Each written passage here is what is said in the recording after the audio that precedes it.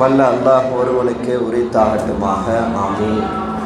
அவனின் அன்பும் அருளும் மக்கத்து ராஜா மதீனத்து ரோஜா நம் உயிரினும் மேலான முஹம்மது முஸ்தபா அஹ்மது முஜ்தபா ரசூலுல்லாஹி ஸல்லல்லாஹு அலைஹி வஸல்லம் அவர்கள் மீது, அவர்களை அடியொட்டி வாழ்ந்து மறைந்து மறையாமல் இருக்கின்ற உத்தம சத்திய சஹாபாக்கள், தாபியீன்கள், தபஅ தாபியீன்கள், அக்தாபுகள், அவுலியாக்கள், குறிப்பாக இந்த ரமலானுடைய மாதத்திலே பகலில் நோன்பிருந்து குர்ஆன் திலாவத் செய்து பல்வேறு நல் அமல்களை செய்துவிட்டு இரவு தராவீஹ் தொழுகையை குர்ஆன் வசனங்களை கேட்டு தொழுக வேண்டும் என்று ஆவலோடு வயது வித்தியாசமின்றி வருகை தந்து தொழுதுவிட்டு அமர்ந்திருக்கக்கூடிய தாய்மார்கள், சகோதரிகள், அன்பான மாணவ கண்மணிகள், நம் அனைவர்கள் மீதும் அல்லாஹுவின் அன்பும் அருளும் என்றென்றும் குறைவின்றி நிலவட்டுமாக.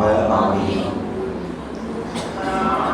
ஒவ்வொரு நாளும் தராவீக்கு பிறகு மார்க்க ரீதியான விழிப்புணர்வு சம்பந்தப்பட்ட விஷயங்களை நாம் அலசி வருகிறோம். அந்த வகையிலே நேற்று பத்ருடைய தினம், அதற்கு முன்னால் ஒரு நாள் கேப்புக்கு முன்னாடி நாள் தொடர்ந்து திருமணத்தை பற்றியும், திருமணத்திற்கு பிறகு ஒரு மனைவி கணவனுக்கு செய்ய வேண்டிய கடமை என்ன என்றெல்லாம் நாம் பேசி வந்தோம். அந்த வகையிலே இந்த திருமண நிகழ்விலே ஒரு 2 அம்சங்கள் கடைபிடிக்கப்படுகிறது. அந்த 2 அம்சங்களில் ஒன்று மார்க்கம் காட்டி கொடுத்த அம்சம், இன்னொன்று நாமே மார்க்கம் என்கிற பெயரிலே உருவாக்கி செய்து கொண்டிருக்கக்கூடிய இன்னொரு விஷயம். அது என்ன மார்க்கம் காட்டி கொடுத்த அம்சம்? அதுதான் மஹர் என்கிற மணக்கொடை. இன்னொன்று மார்க்கம் காட்டி கொடுக்காத இன்னொரு வழிமுறை எது? வரதட்சணை என்கிற பெயரிலே பெண் வீட்டாரை போட்டு பாடாப்படுத்துகிற, மார்க்கம் காட்டி கொடுக்காத ஒரு மோசமான ஒரு வழிமுறை வரதட்சணை.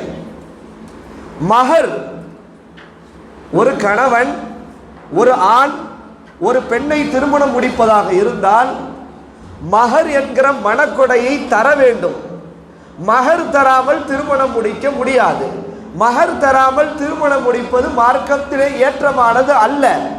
அவன் மஹர் என்கிற இந்த மணக்கொடையை தந்துதான் அந்த பெண்ணை தனக்கு ஹலாலாக்கி கொள்ள வேண்டும் என்று மார்க்கம் வழிகாட்டுகிறது. குர்ஆனில் அல்லாஹு தஆலா சூரத்து நிசாவிலே வசனம் 4 அல்லாஹ் சொல்கிறான், வஆத்துன் நிசாஅ, நீங்கள் பெண்களுக்கு கொடுத்து விடுங்கள். எதை கொடுத்து விடுங்கள்?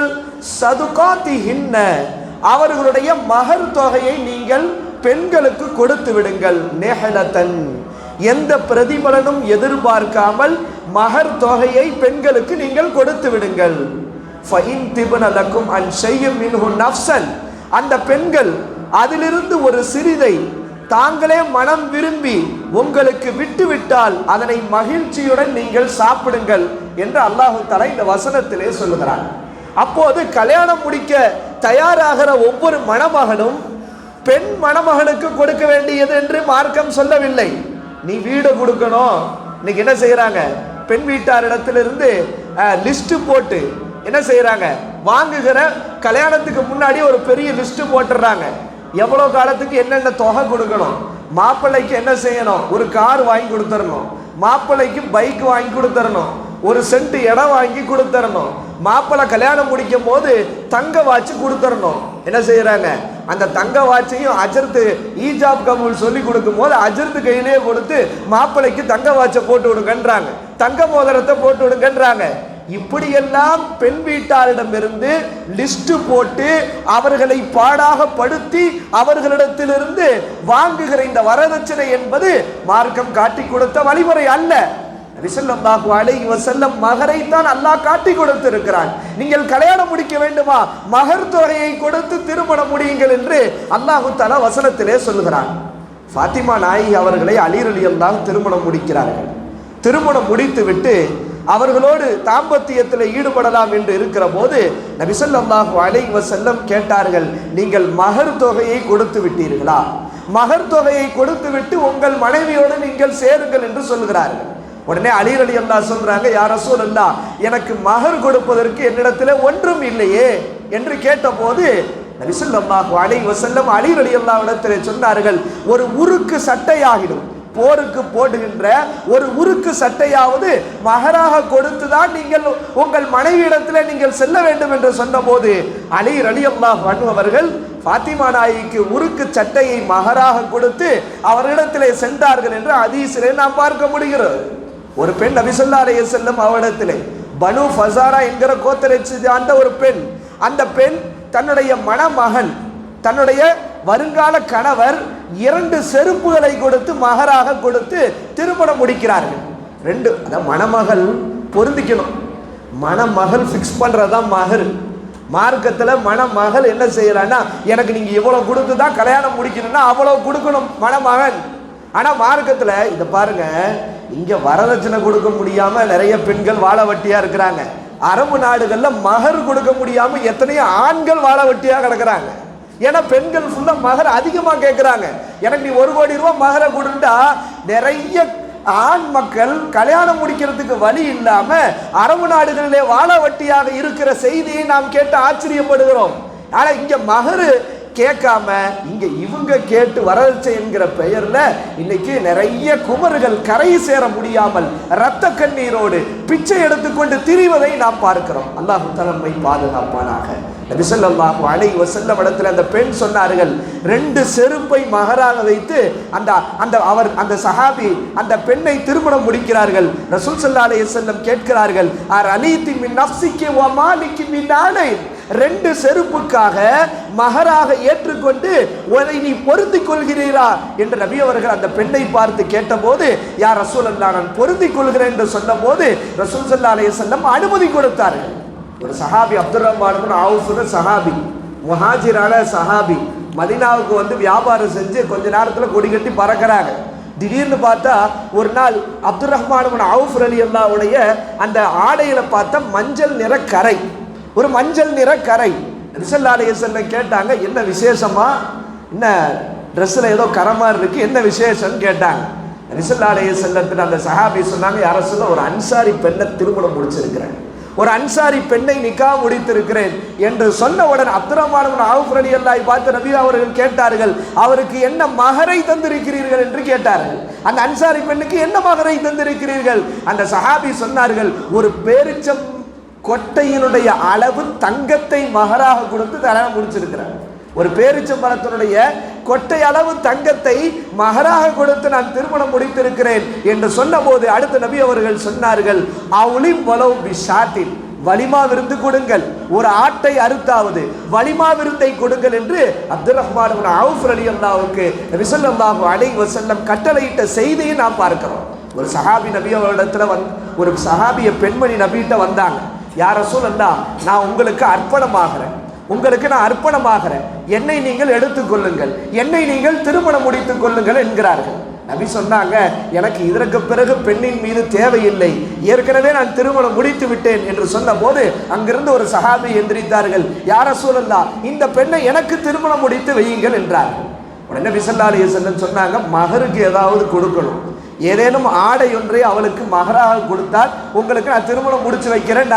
அந்த சஹாபி சொன்னாங்க, யா ரசூலல்லாஹ், என்கிட்ட எதுவுமே இல்லை யா ரசூலல்லாஹ், மகர் கொடுப்பதற்கு எதுவும் இல்லை. ரசூலுல்லாஹ் சொன்னாங்க, ஒரு இரும்பிலால் ஆன மோதிரத்தை கொடுத்தாவது திருமணம் முடித்துக் கொள்ளுங்கள் என்றார்கள். யா ரசூலல்லாஹ், எதுவுமே இல்லைன்னு சொன்னாங்க. நபி ஸல்லல்லாஹு அலைஹி வஸல்லம் சொன்னார்கள், உங்களுக்கு குர்ஆனின் வசனங்கள் ஏதேனும் மனனமாக இருக்கிறதா என்று கேட்டார்கள். ஆமா யா ரசூலல்லாஹ், இன்னென்ன சூறாக்கள் எனக்கு மெமரியா இருக்கு, மனப்பாடமா இருக்கு என்று சொன்ன போது, இந்தந்த குர்ஆன் வசனங்கள் இந்தந்த சூறாக்களுக்காக இந்த பெண்ணை உனக்கு நான் மகராக ஏற்றுக்கொண்டு திருமணம் முடித்து வைக்கிறேன் என்று நபி ஸல்லல்லாஹு அலைஹி வஸல்லம் சூறாக்களை மகராக வைத்து அந்த பெண்ணை அந்த சஹாபிக்கு திருமணம் முடித்து வைத்தார்கள் என்ற ஹதீஸிலே நாம் பார்க்கிறோம். மகர் ஏன் கொடுக்கணும்? ஒரு பெண்ணுடைய தியாகம் எப்படிப்பட்ட தியாகம்! மாப்பிள்ளை அவர் வீட்டில் தான் இருக்காரு, அவங்க அம்மா அத்தாவோட தான் இருக்கிறார்.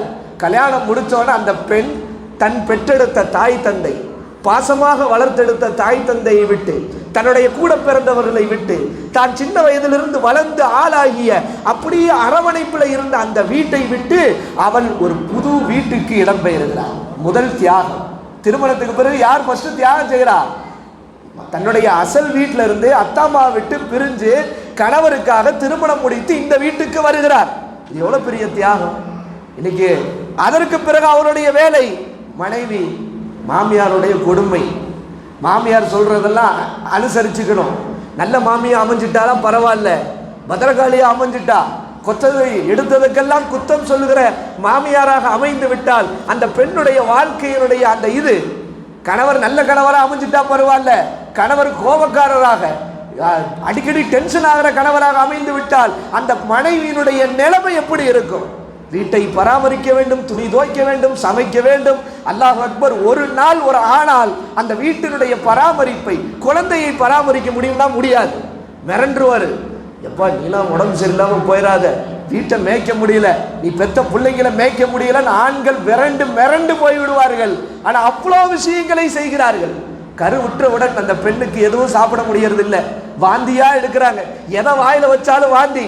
நம்ம வயிற்றுல பிறக்க குழந்தை உருவான உடனே அந்த பெண் 10 மாதம் சுமந்து பெற்றெடுக்கிற போது மறு உயிர், எத்தனையோ பேர் உயிரை அந்த பிரசவத்திலேயே விடுகிறார்கள்.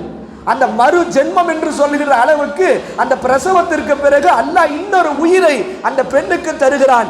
இவ்வளவு தியாகம் செஞ்சு பெத்தெடுத்த பிறகு நிம்மதி இல்லை. நைட்டு ஃபுல்லா முடிச்சிருக்கிறான், நைட்டு ஃபுல்லா அழுகிறான். இவன் நல்லா ஆம்பளை, நல்லா கண்ட கொரட்டை விட்டு தூங்கிக்கிட்டே இருக்கிறான், எதையும் கண்டுக்கிறது இல்லை. அந்த அம்மா என்ன செய்யுது? பெத்தெடுத்து மறு ஜென்மமாக மீண்டும் உயிர் பிழைத்து அந்த பிள்ளைக்கு பால் ஊட்டி தன் ரத்தத்தை பால் கொடுத்து அந்த பிள்ளை இரவிலே தூங்காமல் அழுகிற போது தானும் தூங்காமல் அந்த பிள்ளையை பராமரித்து அரவணைத்து சிறுக சிறுக அந்த பிள்ளையை வளர்க்கிறார்கள். இந்த தியாகத்திற்கு அல்லாஹ் தஆலா வைத்திருக்கக்கூடிய ஒரு விலைதான் மஹர் தொகை. இப்படிப்பட்ட மஹர் தொகை மார்க்கம் கடமையாக்கி இருக்கிற போது அதை விட்டுட்டு வரதட்சணை என்கிற பெயர்ல லிஸ்ட் போட்டு நம்ம வாங்குவது என்பது மார்க்கம் காட்டி கொடுத்த வழிமுறை அல்ல. இன்றைக்கு எத்தனையோ பேர் இந்த வரதட்சணைக்காக வட்டி வாங்குகிற நிலைக்கு ஆளாகிறார்கள். வட்டி வாங்குறாங்க. எதுக்கு? என் பிள்ளைக்கு கல்யாணம் முடிச்சு கொடுக்கணும், கல்யாணம் முடிச்சு கொடுக்கறதுக்கு இவ்வளவு கேட்கிறாங்க, 100 பவுன் கேட்கிறாங்க, 200 பவுன் கேட்கிறாங்க, ஃப்ரிட்ஜ் கேட்கிறாங்க. பிரியப்பட்டு அவங்க செய்யறது அதை பத்தி நம்ம பேசல. கேட்காம ஒரு பெண் வீட்டார்கள் நல்ல வசதியோடு இருக்கிறாங்க, தாம் பிள்ளைக்கு செய்யறன்னு மனமோந்து செய்யறாங்க, அவங்க விருப்பப்பட்டு செய்யறாங்க. அந்த சாப்டருக்கு நம்ம போகல. ஆனால் நாமளே நம்ம கட்டாயத்தின் பேர்ல அவர்களை வலுக்கட்டாயப்படுத்தி அவர்களிடத்திலிருந்து லிஸ்ட் போட்டு அவர்களுடைய சக்திக்கு மீறி அவர்களை பிழிவது என்பது மார்க்கம் காட்டி கொடுத்த வழிமுறை அல்ல. எத்தனையோ பெண் வீட்டார்கள் வரதட்சணை என்கிற பெயர்ல வட்டியில விழுந்து காலம் முழுக்க வட்டியை கட்டி கொண்டு இருக்கிற எத்தனையோ பெண் வீட்டார்கள் உண்டு. எத்தனையோ பேர் சொந்த வீட்டை வித்துட்டு கல்யாணம் முடிக்கிறான். பிள்ளைக்கு கல்யாணம் கஷ்டப்பட்டு சேர்த்து ஒரு சொந்த வீடு வாங்கியிருப்பாங்க.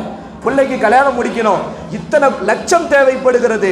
சொந்த வீட்டை விட்டு விட்டு தன் பிள்ளையை கரை சேர்க்கிற, வரதட்சணை கொடுத்து கரை சேர்க்கிற எத்தனையோ தந்தைமார்கள் உண்டு. எத்தனையோ பேரு குமர கரை சேர்க்க முடியாம பள்ளிவாசல்கள்ல அப்படி மடி பிச்சை கேட்டு நான் பெற்றெடுத்த பிள்ளையை கரை சேர்க்க வேண்டும், ஏதாவது கொடுங்கள் என்று எத்தனையோ தந்தைமார்கள் தாய்மார்கள் பள்ளிவாசலின் தெருக்களிலே பள்ளிவாசலின் முற்றத்திலே கையேந்தி பிச்சை கேட்டு தன் பிள்ளைகளை கரை சேர்க்கிற எத்தனையோ தாய் தந்தையர்கள் இன்றைக்கு சமுதாயத்திலே உருவாகிவிட்டார்கள். பிச்சை எடுக்கிற மனநிலை இல்லாத எத்தனையோ தாய் தந்தையர்கள் தன் பிள்ளையை கரை சேர்க்க முடியவில்லை என்று இரத்த கண்ணீர் வடிக்கிற எத்தனையோ தாய் தந்தையர்கள் வரதட்சணை என்கிற பெயரில் இருக்கிறார்கள். அல்லாஹ் பாதுகாப்பானாக. இன்னைக்கு எத்தனையோ பேர் தற்கொலைக்கு கூட தள்ளப்படுகிறார்கள். விபச்சாரத்தின் பக்கம். ஆமா, வயசு போயிருச்சு, 25 வயசு தாண்டி கல்யாண வயசை தாண்டி கல்யாண தேவையை தாண்டி கல்யாணம் முடிக்க முடியாம தவிக்கிற போது அந்த பெண் தவறான முடிவெடுத்து ஒரு மாற்று மத சகோதரரோடு அவன் ஓடி போய் மதம் மாறி போகிற அவல நிலையும் இந்த வரதட்சணை ஏற்படுத்துகிற எத்தனையோ குடும்பங்களிலே இருக்கிறது. அல்லாஹ் பாதுகாப்பானாக. பெண் குழந்தை பிறந்தாலே ஜாஹிலியா காலத்தில் அல்லாஹ் குர்ஆன்ல சொல்றான், பெண் குழந்தை பிறந்த செய்தியை கேட்டாலே அன்றைக்கு ஜாஹிலியா காலத்தில் அறியாமை காலத்திலே அந்த மக்களுக்கு முகம் கருத்து கவலைப்பட்டவர்களாக ஆகிவிடுவார்கள். இந்த பெண் குழந்தை இழிவோடு வைத்துக் கொள்வதா, இதை மண்ணை போட்டு உயிரோடு புதைப்பதா என்று அந்த ஜாஹிலியா மக்கள் காலத்தில் இருந்ததை போன்று இன்றைக்கு மாறிவிட்டது. நம்மள பிள்ளையா அதை வளர்த்து ஆளாக்கி கட்டி கொடுக்கணுமே, இப்ப இருந்தே பிறந்தோன்னு நகை சேர்க்க ஆரம்பிக்கணும். பிறந்தோடனே என்ன செய்ய ஆரம்பிக்கணும்?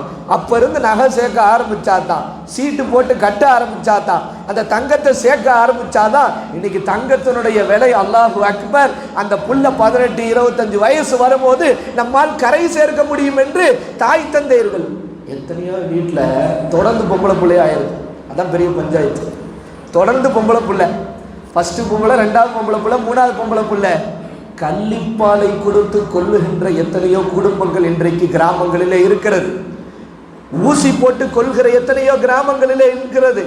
பெண் குழந்தை என்றவுடன் அதை குப்பை தொட்டியிலே போய் போட்டு விடுகிற எத்தனையோ மக்கள் இன்றைக்கும் இருக்கிறார்கள். அல்லாஹு தஆலா பாதுகாப்பானாக. இதனுடைய விளைவு நபி ஸல்லல்லாஹு அலைஹி வஸல்லம் அவர்கள் ஹதீஸிலே சொன்னார்கள், இந்த வரதட்சணையின் மூலமாக மிகப்பெரிய சமுதாயத்திலே அவல நிலை ஏற்படுகிறது. அல்லாஹு தாலா நம்ம குடும்பத்தில் அதுக்காக அவங்க கொடுத்ததை வேணான்னு சொல்லலை, அதற்காக வரதட்சணை என்கிற பெயரில் மாமியா சீரு, அதாவது நாத்தனா சீரு, அந்த குழந்தை பிறந்தோன சீரு, அதுக்கு பிறகு அது ஆளானோட சீரு என்று சீர் என்கிற பெயரில் காலங்காலமாக அந்த பெண் பெற்றெடுத்த அந்த தாய் தந்தர்களை போட்டு பாடாக படுத்துகிற இந்த அவல நிலை நம்முடைய சமுதாயத்திற்கு வேண்டாம். எல்லாம் வல்ல அல்லாஹு தாலா நம்முடைய இந்த பெண் சமுதாயத்தை, நம்முடைய சமுதாயம் இன்னைக்கு என்ன ஆயிடுச்சுன்னா, முஸ்லீம்கள் தான் அதிகமாக வரதட்சணை வாங்குறாங்கன்னு ஆயிடுச்சு. சில முஸ்லீம் ஊர்களில் என்ன செய்கிறாங்கன்னா, லிஸ்ட்டு போட்டு என்ன செய்கிறாங்க, கல்யாணத்துக்கு முன்னாடி லிஸ்ட்டு போட்டுடுறாங்க. அந்த லிஸ்ட்லேயே தொகை இருக்கும், இதுக்கு இந்த தொகை, இதுக்கு இந்த தொகை, இதுக்கு இந்த தொகை, இதுக்கு இந்த தொகைண்டு. அப்போ அந்த லிஸ்ட்டை பார்த்தாலே அப்படி ஒரு தலை சுத்த ஆரம்பிச்சிடும். அல்லாஹ் அக்பர். எப்படிப்பட்ட நிலை நம்முடைய சமுதாயத்தில் இருக்கிறது என்பதை பாதுகாக்க வேண்டும். நபி ஸல்லல்லாஹு அலைஹி வஸல்லம் சொன்னார்கள், மன் சலிமல் முஸ்லிமூன பில்லிசானிஹி வ யதிஹி. உண்மையான முஸ்லிம் யார்? தன் கரத்தாலோ தன் நாவாலோ மற்ற முஸ்லிம்களுக்கு அவன் ஈடேற்றத்தை தர வேண்டும், துன்பத்தை தரக்கூடாது, அவனுடைய கஷ்டத்தை தரக்கூடாது. அவன் தான் உண்மையான முஸ்லிம் என்று நபி ஸல்லல்லாஹு அலைஹி வஸல்லம் சொன்னார்கள். வரதட்சணை என்கிற பெயரிலே சக முஸ்லிம்களை, சக பெண் வீட்டாரை போட்டு பாடாக படுத்துகிற, துன்புறுத்துகிற இந்த அவல நிலை. வைக்கிற இதுல தேங்காய் இல்லை, வாழைப்பழம் இல்லைன்னு சண்டை, வைக்கிற தட்டில் இந்த பொருள் இல்லைன்னு சண்டை. அந்த பெண் வீட்டார்கள் விட்டால் அந்த பக்கத்து வீட்டுக்காரங்க, சொந்தக்கார பொம்பளைங்களாம் விடுறதில்லை. என்ன இதெல்லாம் வைக்கிறவங்க சம்பந்த வீட்டில் தேங்காய் வைக்க மாட்டாங்களா? இல்லை, இது இந்த ஐட்டம் குறையுது, ஸ்வீட்டு குறையுது, இது குறையுது, அது குறையுதுண்டு பெண் வீட்டாரை ஏற்றி விட்டு பற்ற வைத்து அங்கே அனல் பறக்க விட்டு விட்டு அவர்கள் சென்று விடுகிறார்கள். இவங்களுக்கு பெரிய கௌரவ பிரச்சனையாகுது. நான்லாம் கேட்கல, எங்கள் சொந்தக்காரங்களாம் பார்த்துட்டு தேங்காய் இல்லையான்னு கேட்டாங்க, அதனால் தேங்காய் பிரச்சனை ஆகி போச்சு. நான் கேட்கல, சொந்தக்காரங்களாம் பார்த்தாங்க வாழைப்பழம் இல்லையா, அதனால் பிரச்சனை ஆகி போச்சு. நான் கேட்கல, சொந்தக்காரங்களா இத்தனை பவுன் தான் போட்டிருக்காங்களா, என்ன ஏமாந்துட்டீங்களேம்மா சார் அப்படின்னு சொல்கிறாங்க, அதனால் அப்படின்னுறா. அல்லாஹ் பாதுகாக்கணும். யாரையும் அல்லாஹ் கேட்க போகிறதில்ல, அல்லாஹ் நம்மளை தான் கேட்க போகிறான். அதனால் நாம் கவனமாக மஹர் தொகையை நபி ஸல்லல்லாஹு அலைஹி வஸல்லம் ஹனஃபியினுடைய மதுஹபின்படி 30.6 கிராம் வெள்ளியினுடைய அந்த கால ரேட்டு என்னவோ அதுதான் ஹனஃபி மதுவுடைய குறைந்தபட்சம் மஹர். அதிகமாக எவ்வளோ வேணால் கொடுத்துக்கலாம், அது பிரச்சனை இல்லை.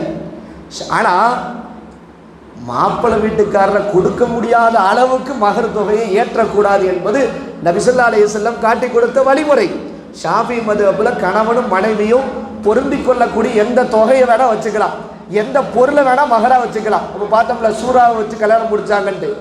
அப்போ மஹர் என்பது இன்னைக்கு மஹர் இவங்க கேட்காம போனதுனால இவங்க வரதட்சணையை கேட்க ஆரம்பிச்சுட்டாங்க. அப்போ மஹரை கொடுத்து திருமணம் முடிப்பது தான் மார்க்கத்தின் வழிகாட்டுதலே ஒழிய இந்த வரதட்சணை என்கிற பெயரில் பெண் வீட்டாரிடமிருந்து வாங்கக்கூடிய இந்த நடைமுறை என்பது நாமே ஏற்படுத்தி கொண்ட நடைமுறையை ஒழிய இது மார்க்கத்தின் கடமையோ இது செய்ய வேண்டுமோ என்பது அல்ல. அது அந்த பெண் வீட்டாரை துன்புறுத்தி அவர்களை மார்க்க ரீதியாக மன ரீதியாக தவறான இதில் போய் சேர்க்கிற அளவுக்கு ஆக்குகிற சூழ்நிலை இருந்தால் அல்லாஹ்விடத்திலே நாம் போய் பதில் சொல்ல வேண்டும். எல்லாம் வல்ல அல்லாஹு தாலா மார்க்கம் காட்டி கொடுத்த வழியிலே நாம் நடப்பதற்கு அல்லாஹ் உங்களுக்கும் எனக்கும் தந்தருள் புரிவானாக. அஸ்ஸலாமு அலைக்கும் வரஹ்மத்துல்லாஹி வபரகாத்துஹு.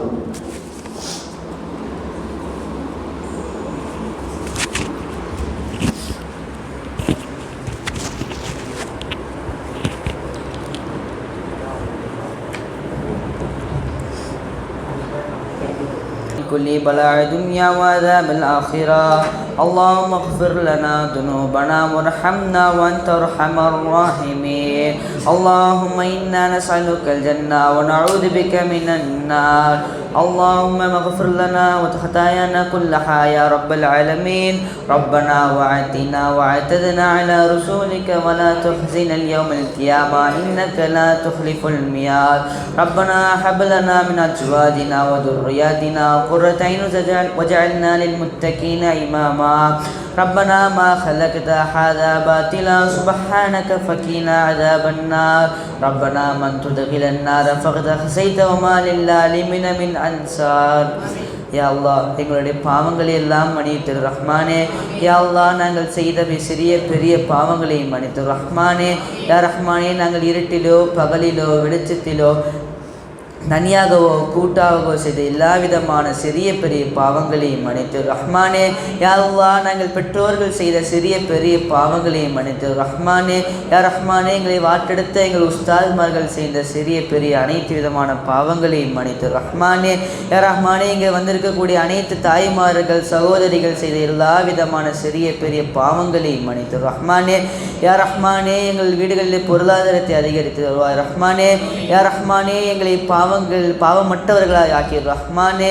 யா ரஹ்மானே நாங்கள் பாவம் செய்யக்கூடிய தன்மையில் இருக்கிற ரஹ்மானே எங்களுடைய பாவங்களை எல்லாம் மன்னித்திரு ரஹ்மானே. யா ரஹ்மானே நாங்கள் ஹராமான காரியங்களை விட்டு எங்களை பாதுகாத்து ரஹ்மானே. யா ரஹ்மானே நாங்கள் ஏதாவது ஹராமான காரியங்கள் செய்திருந்தால் அதன் காரணமாக எங்கள் துவாவை ஏற்றுக்கொள்ளாமல் விடாது ரஹ்மானே. யா ரஹ்மானே உன்னை உத்தவங்களுக்கு வேறு யாரும் இல்லை ரஹ்மானே. யா அல்லாஹ் உன்னை நம்பி நான் கையேந்தி விட்டோம் ரஹ்மானே. நாங்கள் துவாவை ஏற்றுக்கொள்ளும் ரஹ்மானே. யா ரஹ்மானே எங்கள் மௌத்தாவதற்கு முன்னால் எங்களுடைய பாவங்களை மன்னித்திரு ரஹ்மானே. யா ரஹ்மானே கபரிலே அடக்கம் செய்வதற்கு முன்னால் எங்களுடைய பாவங்களை மன்னித்திரு ரஹ்மானே. யா ரஹ்மானே எங்கள் ஹஜ் உம்ரா செய்யக்கூடிய நசீபை தருவாய் ரஹ்மானே. யா ரஹ்மானே ஹராமான செயல்களை செய்து பாதுகாத்து ரஹ்மானே. யா ரஹ்மானே கேன்சர் போன்ற புற்றுநோய் போன்ற பல நோய்களை எங்களுக்கு வராமல் ஆக்கிவிடு ரஹ்மானே. யா ரஹ்மானே எங்களுக்கு ஆக்சிடென்ட்களை பற்றி பாதுகாத்து விடு ரஹ்மானே. யா ரஹ்மானே இந்த துவாவை ஏற்றுக்கொள் ரஹ்மானே. யா ரஹ்மானே இந்த துவாவை நபிகள் நாயகம் ஸல்லல்லாஹு அலைஹி வஸல்லம் அவர்கள் பொருட்டால் சாலிஹீன்கள் சுஹதாக்கள் அவுலியாக்கள் இமாம்கள் போன்ற இந்த துவாவை அங்கீகரித்து ரஹ்மானே. ஆமீன். ربنا آتنا في الدنيا حسنة وفي الآخرة حسنة وقنا عذاب النار. ربنا لا تزغ قلوبنا بعد إذ هديتنا وهب لنا من لدنك رحمة إنك أنت الوهاب. ربنا تقبل منا إنك أنت السميع العليم وتب علينا إنك أنت التواب الرحيم. آمين. سبحان ربك رب العزة عما يصفون وسلام على المرسلين والحمد لله رب العالمين. صلى الله على محمد صلى الله عليه وسلم. صلى الله على محمد صلى الله عليه وسلم. صلى الله على محمد يا ربي صل عليه وسلم.